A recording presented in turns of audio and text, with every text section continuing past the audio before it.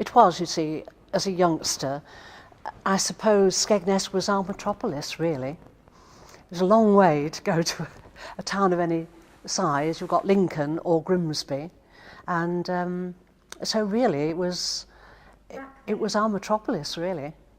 Well, yes, shops, yes, and of course entertainment, theatres, picture houses, cinemas,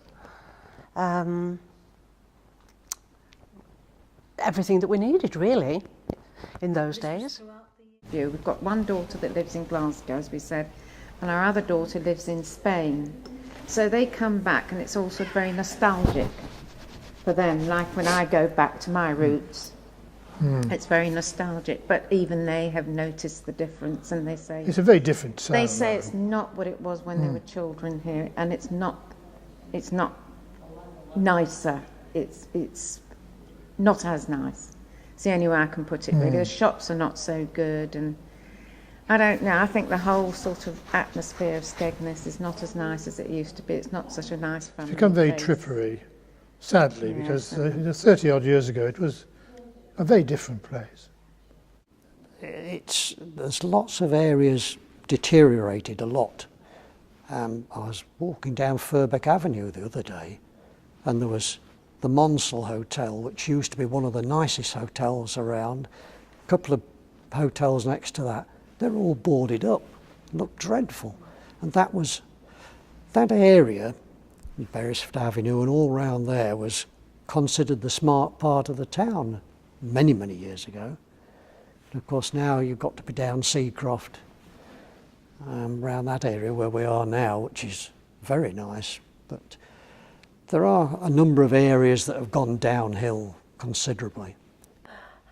The worst bits now are the lack of shops, really. If you want to purchase something, we had some rather nice little shops, different. Unfortunately, they've all closed. So if you do want an outfit, you have to go further afield.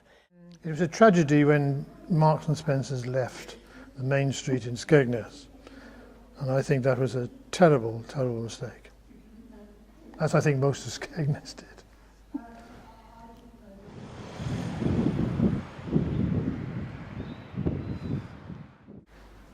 And what had happened is that at the end of the summer season, which is the end of September, the town used to sort of close down.